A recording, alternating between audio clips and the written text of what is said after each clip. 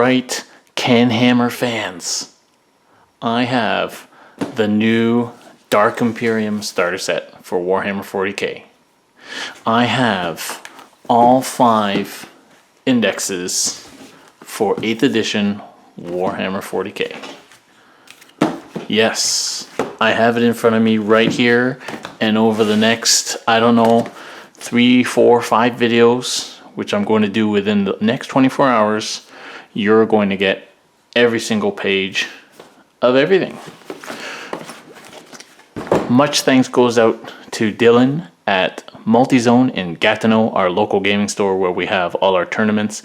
He has managed to give us this opportunity to have a look at this juicy new stuff in all its glory. And just to let you know that he is taking pre-orders for 8th edition coming this weekend.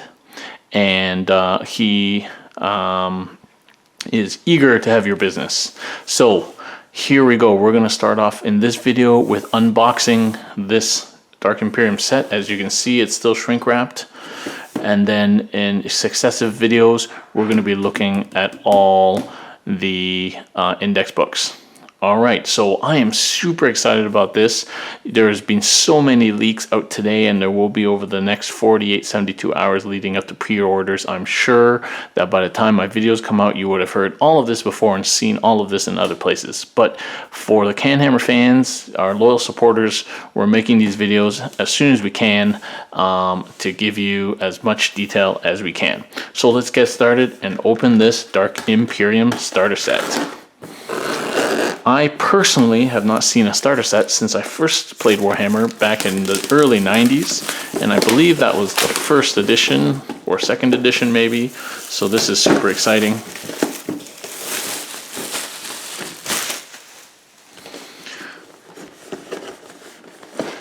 Alright, I think this is a sleeve, so here we go. Alright, so the sleeve itself is thick.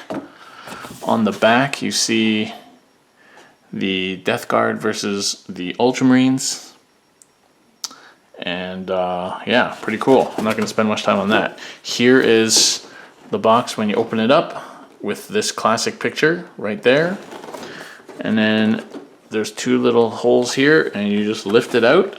Oh, and this comes out here. It's sealed. There's an Imperial seal on the corner of the box. And then at the bottom of the box is just placeholders for bases, what looks like flying stands for the jump troops. On this side we have a big base, a set of 12 red translucent dice, another base. The rule book, which we're going to crack open very shortly. And the rule book is thick and heavy, hardcover. And you get the little mini codexes to let you play your primary Space Marines and your Death Guard. There looks like there's a... let's open this up since that's what we're supposed to do.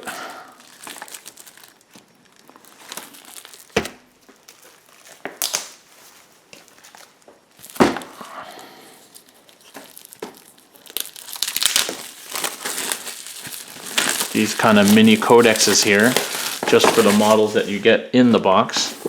This is looks like a fold-out cheat sheet for the core rules. Literally, 1, 2, 3, 4, 8 pages, fold-out cheat sheet, summary of the core rules. You get a painting guide for Space Marines, an assembly guide for Space Marines and Dark Imperium, as well as painting guide, as well as a guide to how to apply your transfers.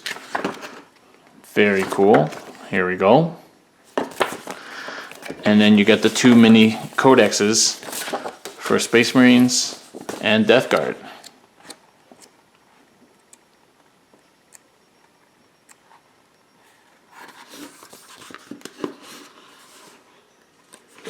Cool. So I'm not going to go over the contents of these 2 mini codexes. Suffice it to say, it gives you enough to start painting and playing these troops that you get in this box. We'll be going over all the details of these when we look at the indexes themselves.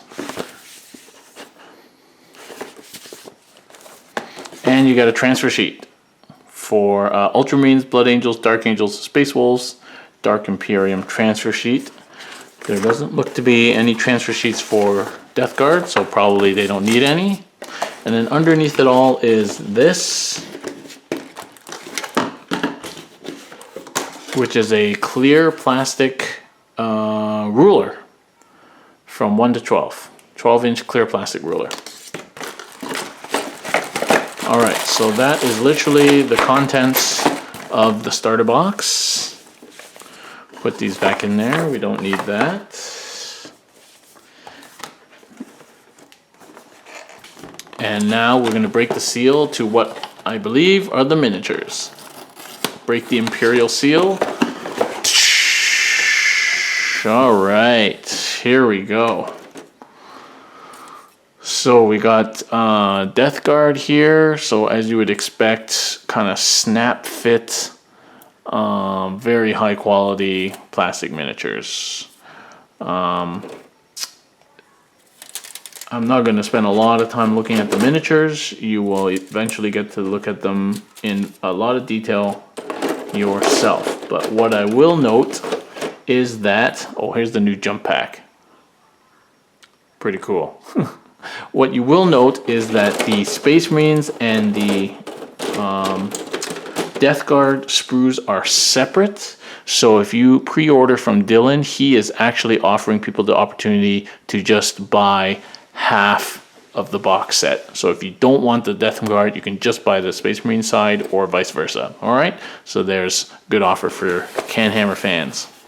All right, let's close this up again. I'm not going to spend a lot of time on miniatures because we got a lot of books to look through. All right, here we go, CanHammer fans.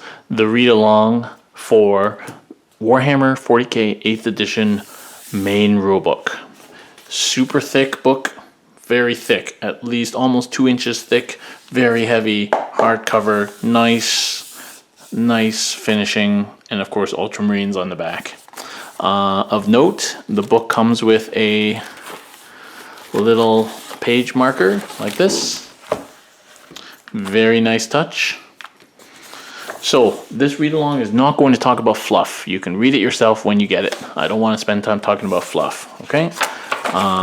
Suffice it to say, there is a lot of fluff here to take people into how to play the game. All the background of 40k basically, okay? History of 40k all the way. Brief pages on the factions, Space Wolves, Wolfen, Grey Knights, Death Watch, Astra Militarum. Okay, goes through all this. You can spend all your time reading it. Lots of pictures. It's fantastic. Chaos Gods, Death Guard, Heretics, Xenos. Alright, so we're going to keep going here. Orcs, Tau, Tyranids, Gene Stealers. Pictures, pictures, pictures, pictures. More history, Fall of Cadia, War Zones. Okay, here we go, playing the game. So, just to let you know, 170 pages of fluff. Okay, that is actually almost 2/3 of the book. Okay, so here we go. So you should be able to zoom in and see all the things that I'm looking at. If you watch it in really slow motion, I'll try my best. Yeah, this is not meant for you to be able to read the whole book page per page, word for word. Okay, just like a read along. Okay, so there's core rules and there's advanced rules. The core rules are how you play 40k, and advanced rules are options for build mechanics and campaigns and multiplayer games. Okay, so open play, we won't talk about that because we're a competitive group. Narrative play, blah, blah, blah. Talks a little bit about battle-forged armies, must be organized into detachments in groupings with specific strategic roles. There's 12 detachments in this book, and you get access to command points that can be used in games. And then matched play. Match play allows for armies to be tested against each other, more balanced, blah, blah, blah. This section includes, okay, so this is just kind of like a table of contents here. This is telling you about the data sheets and how you read each data sheet. Then it gives you a little blurb here about, let me just read through these stats. I don't think there's any stats here that we don't know about.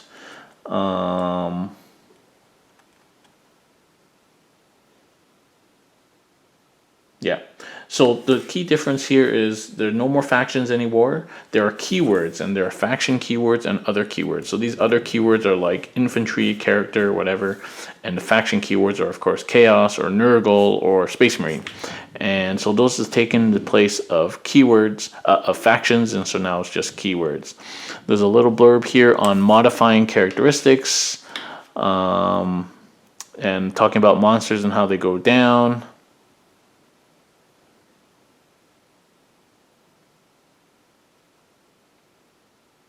Toughness and leadership can never go below 1. Yeah, okay. So here we are, onto the core rules. So most of these rules have been spoiled already, so I'm not going to read through it verbatim.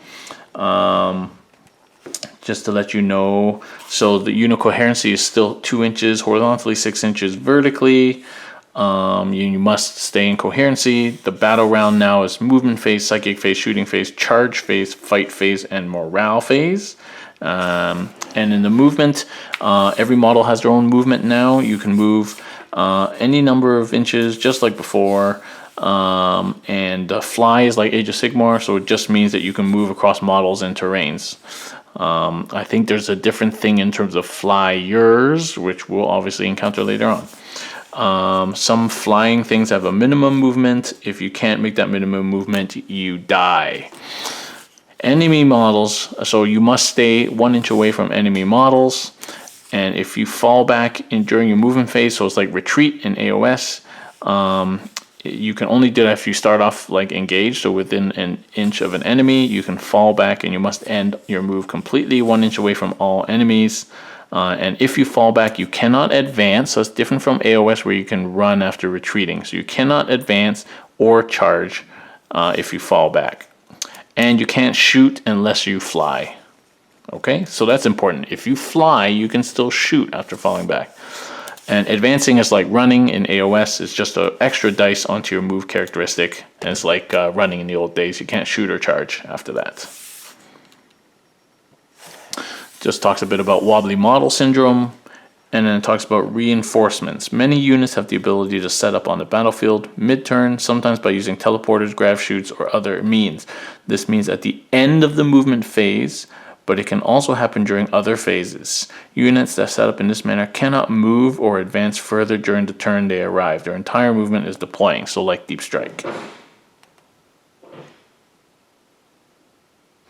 If you arrive as reinforcements, you count as having moved in terms of for heavy weapons or things that can't happen if you moved. Any unit that's not arrived by the end of the game is counted as destroyed. Okay. So psychic phase. So on the side here, it goes through rerolls. So some rules allow you to reroll. You get to reroll some or all of the dice. You can never reroll a dice more than once. Rerolls happen before modifiers. Roll-offs. This is just a rolling off using a d6. And then sequencing. So normally at the start on the movement, you'll find 2 or more rules are to be resolved at the same time. At the start of the movement phase or before the battle begins. When this happens, the player whose turn it is chooses the order. If these things occur before or after the game or at the start or end of a battle round, the players roll off and the winner decides in what order the rules are resolved. Okay, so Psychic phase is very much like the Magic phase in AOS. So you choose your Psyker, you pick a power, you roll 2d6 and you have to beat the casting cost, or in 40k it's the warp charge, and then you resolve it. So you choose a psyker. Some models are psychers. It'll say on their datasheet. They can manifest powers. The datasheet for each person will tell you how many psychic powers they can cast and what psychic powers they can use. Psychic powers other than smite. All psychers know smite. And smite is a warp charge of 5. 18-inch suffers D3 mortal wounds, and we'll come to mortal wounds in a second. If your warp charge test was 10 or more, it's D6 mortal wounds. So a decent spell. So better than Arcane Bolt in AOS. You generate powers before the battle. Blah blah blah. So you make your psychic test, as I say, 2d6. You have to equal or greater your warp charge value. Psyker cannot attempt to manifest the same psychic power more than once in a turn. So people were saying, can you cast Smite more than once in a turn? No. Perils of the Warp. So Perils is hardcore. If you roll double 1 or double 6, you suffer Perils. You immediately suffer D3 mortal wounds. If you are killed by these, then the power automatically fails, and every unit within 6 inches immediately suffers D3 mortal wounds. That's awesome. So you can deny the witch, or unbind as they call in AOS, and basically you have to be within 24 inches, so it's a little bit higher than in AOS, which is 18, and you roll 2d6, and you have to roll greater than the person rolled for their manifest roll. You can only attempt to deny each power once, regardless of how many psychers you have. And then you resolve the power. So if you peril, but you don't die, it still goes off. Just to let you know. Okay, now on to shooting phase. So you choose a target, choose the unit to shoot with, choose a target, choose the ranged weapons, hit rolls, wound rolls. Enemy allocates the wounds, then you make the saving throws, then you inflict damage. So this is to Jeff. This is what you're looking for. So first the enemy allocates the wounds that it takes, then it makes the number of saving throws, then you inflict the damage. So choose a unit, so you shoot with a unit that's in range and can see, you cannot have advanced or fell back, and not within 1 inch of an enemy model. So you can't shoot if you're in combat unless you're using a pistol, which we'll talk about in a bit. Blah, blah, blah. You can choose another unit to shoot at, blah, blah, blah, blah. You can choose any or all of the weapons that it's armed with. And, okay, choosing targets, so you can pick the target. So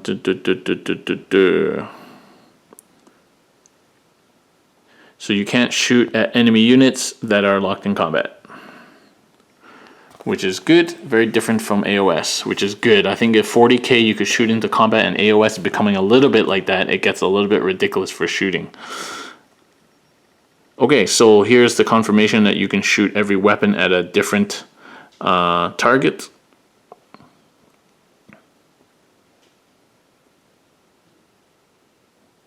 You just tell your opponent how you're splitting it up. Number of attacks, blah, blah, blah. Okay, so characters. So you cannot snipe at characters. You can only shoot a character if it's the closest target. So some models are characters. A character can only be chosen as a target in the shooting phase if they are the closest visible enemy unit to the model that is shooting. However, if your character has wounds over 10, so it's pretty big, or a monster or whatever, then you can shoot at it. Fast dice rolling or abilities. Some units, like characters, have abilities that affect models. Unless the ability in question says otherwise, a model with a rule like this is always within range of the effect. For example, Lord of Contagion affects all Death Guard models within 7 inches. The Lord of Contagion is also Death Guard model and benefits. Okay.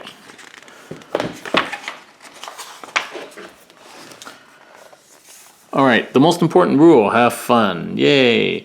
So here it talks about weapon types. So for example, heavy 3 means 3 shots with a heavy weapon. Yep. So assault just means that it can fire even if it advanced, but you -1 to your hit rolls. Heavy means you -1 to your hit rolls if you moved. Rapid fire means you double number of attacks if you're within half the weapon's range, so same as before. And a grenade, one model in the unit can shoot grenades instead of throwing a weapon. And pistols. So pistols are the new thing. Pistols you can use in melee. So you can shoot a pistol in the shooting phase even if you're in combat, but you target the closest enemy unit. So you're usually shooting the unit that you're in combat with, although you might have more than one.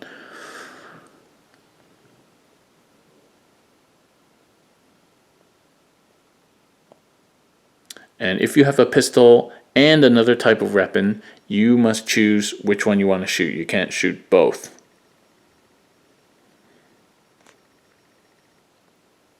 Interesting. Okay. So here's how you shoot. So you use a hit roll and it'll tell you on your data slate what you need to hit. One always fails. Then you use the wound roll, and this is the new simplified table that they spoiled already. Okay, so I won't go over that, but basically if you're equal, it's 4+. If you're less, it's 3+. If you're more, it's 5+. If you're twice as strength is twice as bad as toughness, then it's 6+. And if your strength is twice as strong as the toughness, is 2+. So fairly straightforward, and a 1 always fails. Allocate the wound. So if an attack wounds the target, the player commanding the target unit allocates the wound to any model in the unit. Doesn't have to be within range or in line of sight. Okay, so the person who's getting attacked allocates the wounds. You have to put wounds on models that have already been damaged, just like a AOS. Then you do your saving throws. Okay, and you use the AP value, blah, blah, blah. Roll 1 always fails. Okay, then you inflict damage. So the damage is equal to the damage of the weapon. Loses 1 wound for each point of damage it suffers. So Jeff was asking, well, if you have like 2 multi-wound models and then you get hit with like a D3 or a 1 or 2, like who decides where you put that? Well, so the player who gets hit decides where to put the wounds. Then you roll the amount of damage after saving throws. Okay? So invuln saves are basically another save, and you can choose to take that instead of your armor save if you wish, and it cannot be modified by armor penetration. So it's kind of like how it works now. Terrain and cover. So if a unit is entirely within cover, it adds 1 to your saving throws against shooting attacks, but obviously it doesn't work in the fight phase, and doesn't affect invuln saves, just like AOS. And then mortal wounds cannot be saved no matter what.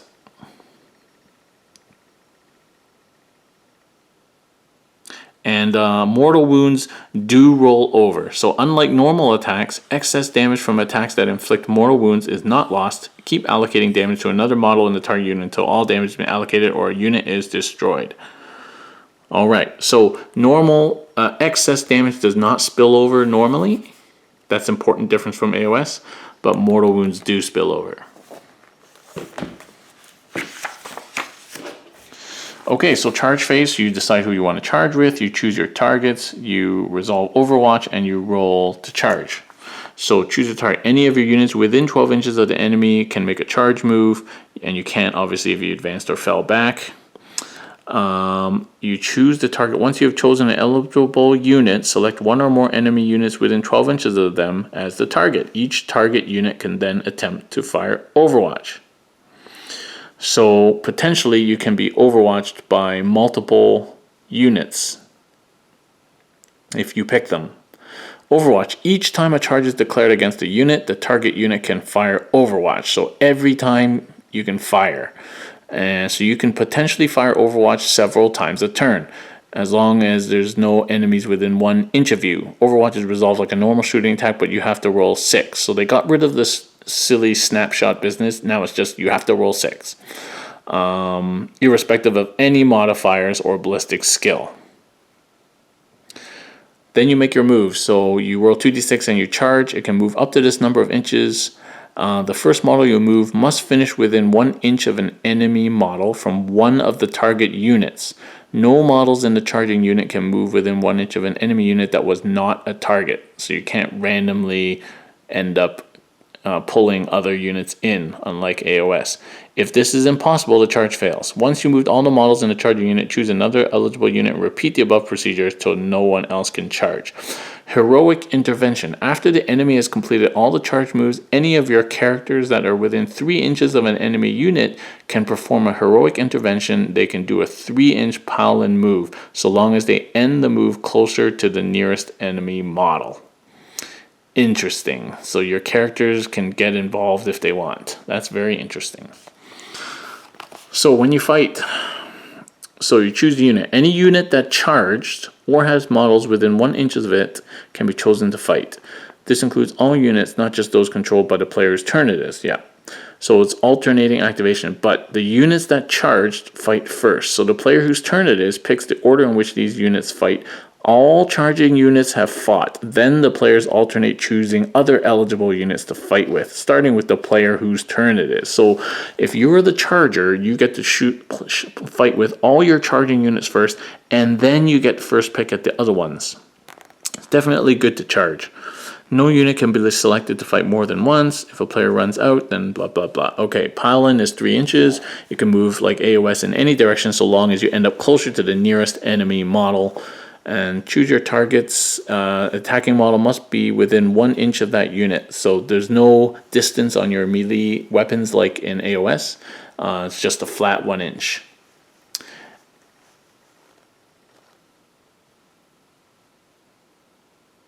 You can also attack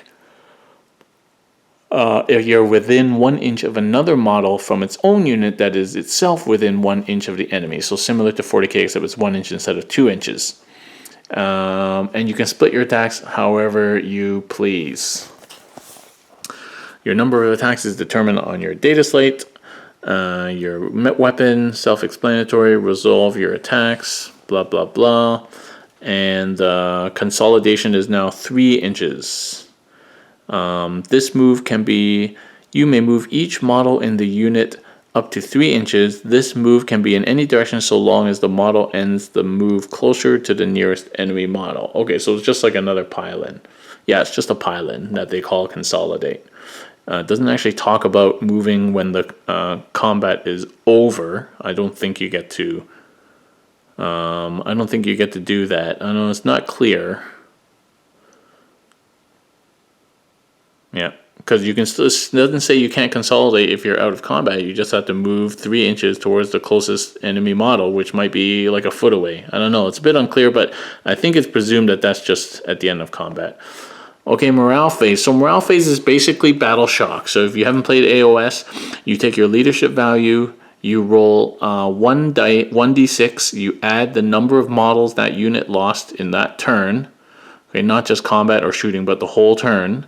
And you add it to the number you rolled, and if it's more than your leadership, you lose that many models from that unit in addition to the ones you already lost. So it can be pretty devastating if you have low leadership. Okay, that's basically battle shock or our new morale phase. Okay, transports. So some models are transports. You cannot disembark and embark on the same turn. Each transport has a capacity. You can fit whatever you want in there up to the capacity. There may be some restrictions in terms of what type they can carry. When you set up a transport, units can start embarked within it instead of being set up properly. Declare what units are embarked inside the transport. If a model in a unit ends their move within 3 inches of the transport, they can embark within it. Embark units can't do anything, and they specifically state that abilities and things don't have any effect while the unit is embarked. And if the transport is destroyed, they have to get out immediately and roll a dice for each model. On a roll of a 1, that model is slain. You get to pick who dies. And disembark, you get to disembark within 3 inches of the transport and not within 1 inch of an enemy model. And if you can't do that, you die. And then when you disembark, you can move, shoot, charge, fight, and do everything that you would normally do regardless. So no more assault vehicles. You can do whatever you want when you disembark, which is how transports work in AOS now.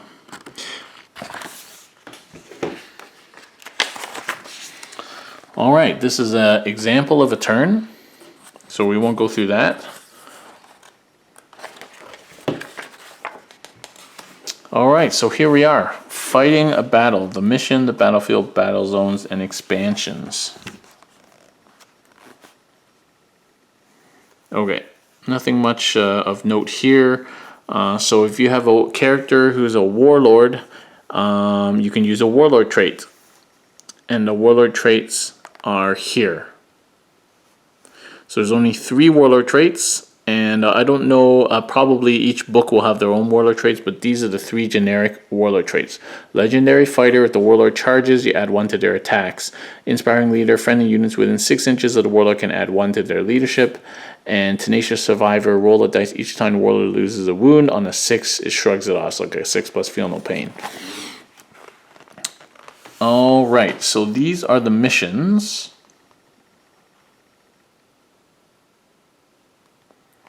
So this mission, for example, is called Only War. I won't go through all these. You can read these yourself. But basically, yeah.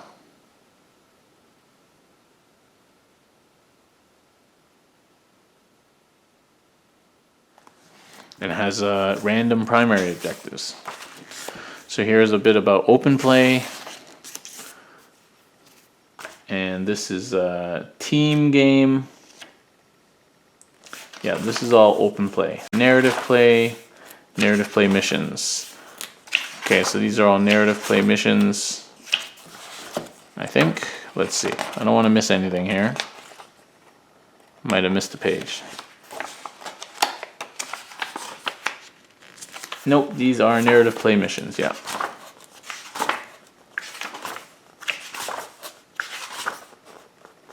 So historic battles. Okay, matched play. Here, so lots of people had questions on match play, so hopefully this answers it. Build your armies based on a points limit. Use wounds or a power rating. These are just a few examples of the way you can do matched play. Forging an army is more detailed. Firstly, it involves conversation between you and your blah, blah, blah, blah, blah. Okay. You will need to organize your army into detachments, as all match play games use the battle forged army rules. Very straightforward and fun process. Blah, blah, blah. Okay. This section includes 6 Eternal War and 6 Maelstrom of War missions. And tactical objectives.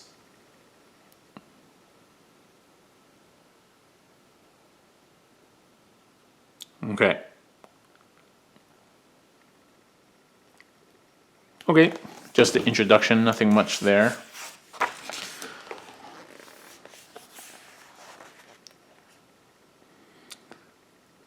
Okay, so this is just some guidance. So army faction, all the units in a matched play army, exception of those that are unaligned, must have at least 1 faction keyword in common, Imperium or Chaos, even though they may be in different detachments. All right, so no mixing of faction keywords. So yeah, no more Taudar or stuff like that. There you go. Points limit. So you set a points limit, blah, blah, blah. Reinforcements points. Sometimes a psychic power or ability will allow you to add units to your army or replace units that have been destroyed. One of the most common examples is the ability to summon demons. In matched play, you have to set aside points to do this. These are called your reinforcement points. There you go.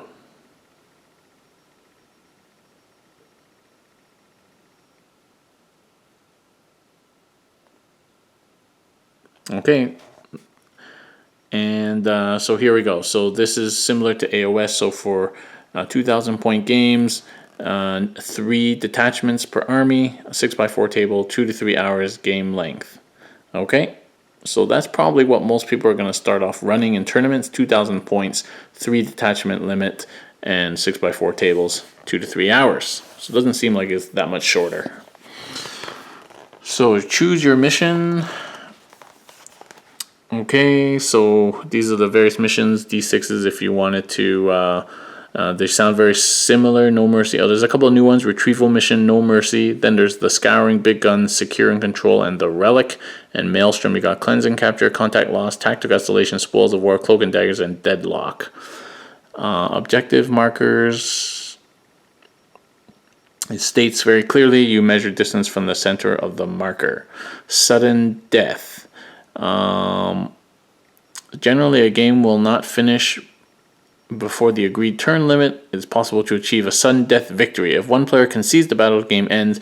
If at the end of any turn after the first round, one player has no models, the game immediately ends and the opponent automatically wins a crushing victory. Don't include fortifications.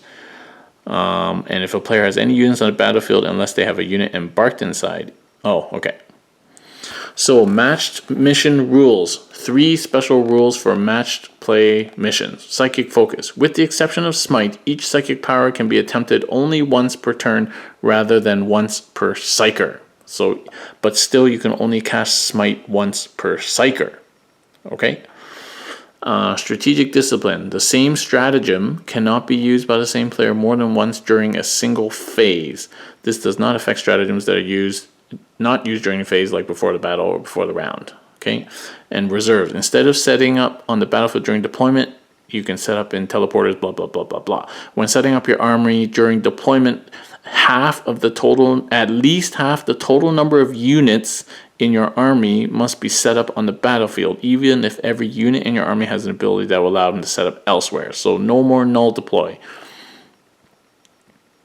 Any unit that is not arrived by the end of the 3rd round is destroyed. So that is a little bit of risk for you. Okay, so no more null deploy. You have to set up at least half, and can be risky.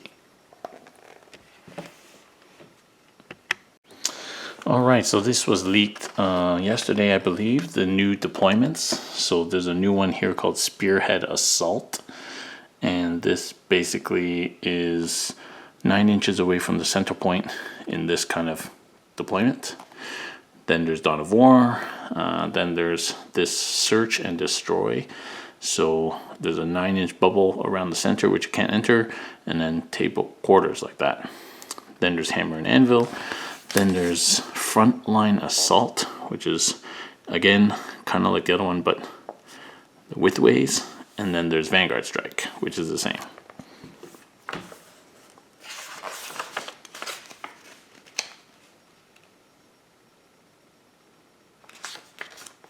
Alright, so these are the new missions. I'll just go over the new ones. Let's see, Retrieval Mission. Create the battlefield, 4 objective markers. Place them until all 4 are set up. They can be anywhere. Deployment. So you pick one of those standard deployment maps. Alternate deployment, 1 unit at a time, starting with the player who did not pick the deployment zone. Player models must be set up, blah, blah, blah, blah, blah.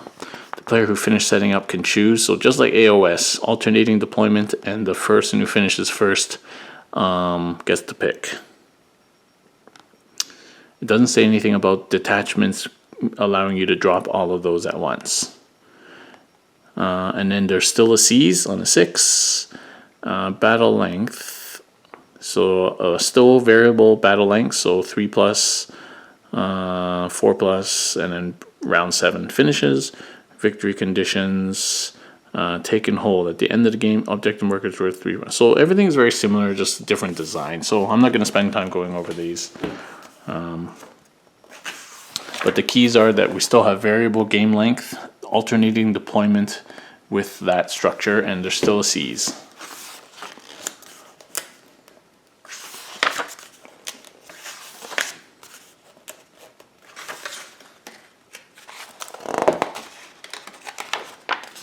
Alright, so there are new tactical objective cards, and this is usually used for Maelstrom of War missions, but the people will probably write tournament packs that use these cards. Yeah, and then you can buy that deck if you pre-order, or you can buy the deck of cards just like standard. And there's a stratagem that you can use if you're using the tactical objectives, is 2 command points for new orders. Use this stratagem after generating your tactical objective at the start of the turn. Discard it and generate a new one. So it costs you 2 command points to get a new one, which is good, so you don't get stuck with a crappy one. And at the end of every turn, yours and the enemy turn, you check to see if you have scored your objectives. Interesting. And there's no limit to the number. So you score on both players' turns. Interesting. Okay, so these are very similar. Secure objective 1, blah, blah, blah, blah, blah. Won't go through those. So here's a different one. So for example, this Maelstrom mission called Contact Lost, it comes with a stratagem. You can use 3.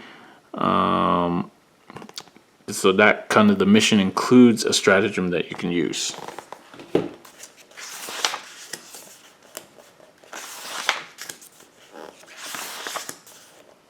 Alright, so that's the basic core rules. And as you saw in the starter set, you get an 8-page foldout that summarizes how to actually play the game. So it's double the length of the AOS one, but it's still pretty short. This is a pretty cool picture, by the way. So now we're going to go into advanced rules.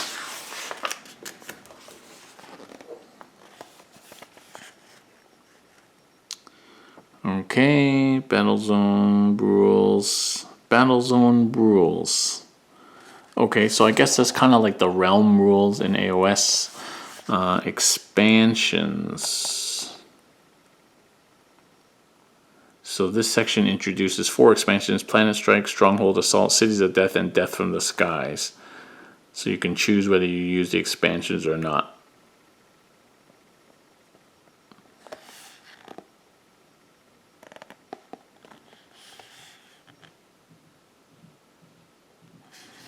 Multiplayer battles, campaigns. Okay, so it's all just kind of introduction to how different ways you can play the game that are more advanced.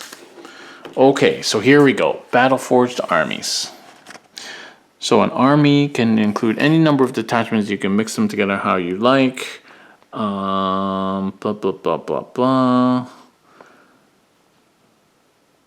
So, okay. Here we go. So all units belong to one or more factions that fight for dominance across the galaxy. A unit's faction is important when building a Battlefield army because some detachments require all units included in it to be from the same faction. The factions that a unit belongs to will be listed in the keyword section. Okay, so Space Marine Captain has Imperium and Adeptus Astartes keywords, so belongs to both Imperium and Adeptus Astartes factions. This means that if a Space Marine Captain was part of a detachment with the restriction that all units must be from the same faction, all other units in that detachment must either be from the Imperium faction or they must all be from the Adeptus Astartes faction. So they don't have to match both, but they all have to have one keyword in common.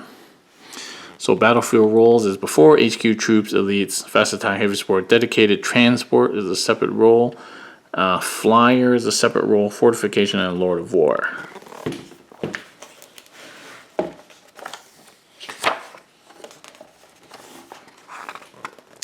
Okay.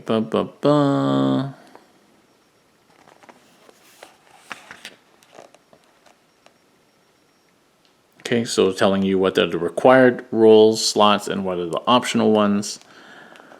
Your unit can only take up one slot under strength units. So I think that's the same. If you can only come out of 4 out of 5 Marines, for example, you still pay for the whole thing.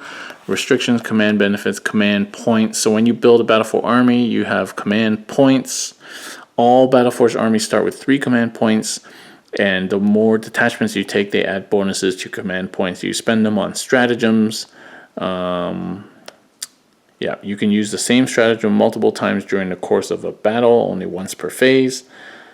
And different stratagems are available depending on your mission. So the basic stratagems that you have: for 1 CP, you can re-roll any single dice.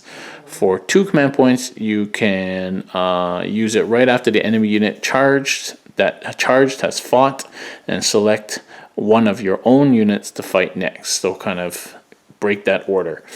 And Insane Bravery, automatically pass a single morale test before you take the test for 2 command points.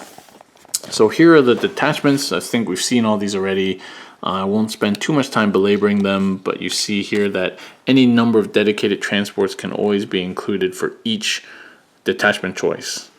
And so this is just 1 to 2 HQs, 1 to 3 troops, patrol detachment, no extra command benefits. Then you have the battalion, which is 2 to 3 HQ and 3 to 6 troops.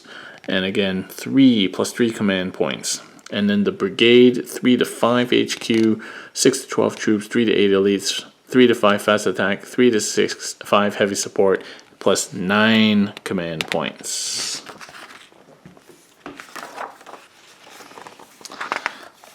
So this Vanguard one is just HQ and elites for 1 command point. The Spearhead is HQ and heavy supports for 1 command point. And the Outrider is HQ and fast attacks for 1 command point. Then these are the special ones. So Supreme Command Detachment. This gives you 3 to 5 HQs for 1 command point. Then you have the Super Heavy Detachment, which is 3 to 5 Lords of War. And that gives you 3 command points. So that might be how people were going to field their knight armies now. Then the Air Wing Detachment, which is 3 to 5 flyers for 1 command point. Super Heavy Auxiliary Detachment, which is just 1 Lord of War for no bonus. Or Fortification, which again, no bonus. And then Auxiliary Support Detachment is basically allows you to just take 1 unit of any type. And the detachment can only include a single unit, and you actually get -1 command points. So if you just want to splash in 1 unit or 1 character, sure, you can do that, but you lose command points.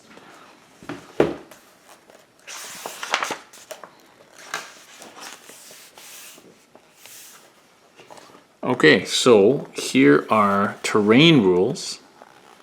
So woods. So actually 40k rules for Citadel woods.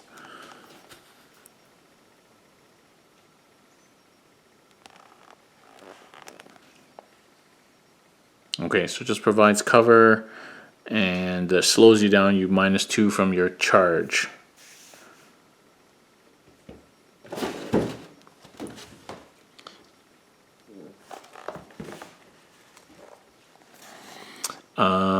So ruins. So you can only end your move if your vehicle, monster, or bike can only end their move on the ground floor. Infantry can scale the walls. Infantry receive cover. Okay. Craters. Models are slow when charging across craters. -2 from your charge. That's it. And if you're within a crater, you get cover. Barricades. If you're within 1 inch of it, and you get cover.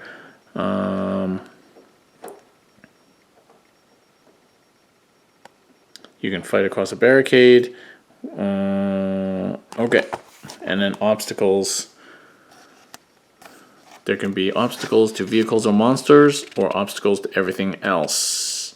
You must have the unit's advanced or charged distance. Titanic models are not slowed. Okay. So obstacles can really slow you down. Have your movement, your charge, or advance.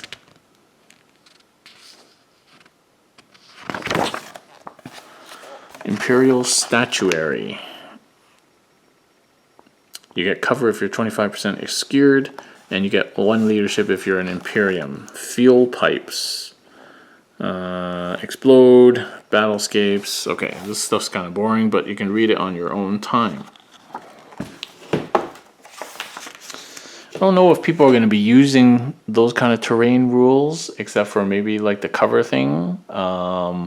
I guess that gives you a bit of guidance in terms of whether runes gives you cover or not. No more cover saves, of course. Cover just modifies your save by 1, so that makes it easier. Battle zones. So long as you and your opponent agree, you can use any battle zone rules. These are optional, but allow you to recreate battles. Each battle zone introduces new rules to your mission to represent the battlefield. So for example, night fight. So battle zone night fight. So this adds a rule, low visibility. When rolling to hit, apply the following penalties depending on distance. So it can be pretty bad. 36-inch distance is a -3 to hit penalty. Fog of war. If a unit arrives on a battlefield, roll a dice first time on a 1 to 2, it is delayed. And then a stratagem, light them up. mysterious objectives, and here are the mysterious objectives. So you can play your whole mission on a Battlezone night fight that adds these special rules. Okay, so I get it. Here's a Battlezone Fire and Fury.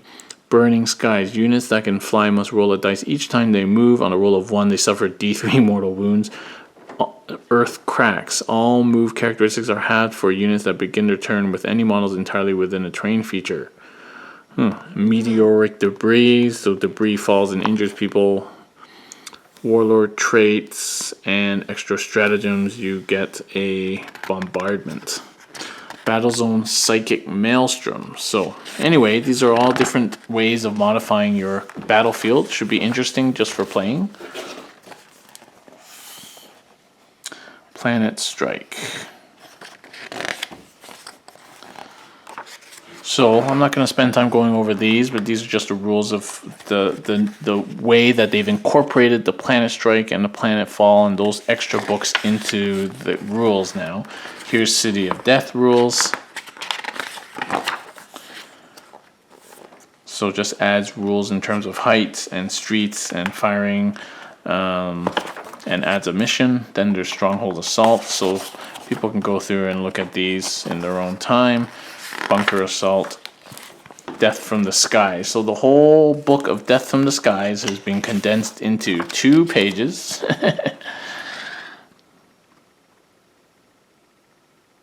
So there's flyer arcs, there's dogfight phase. Yeah. Anyway, it's pretty much similar, leaving airspace. Then there's stratagems for flyers. Then there's mission for flyers. So there we go. Death from the Skies reduced to 2 pages. This is how you play multiplayer battles. And then here's how you set up a campaign.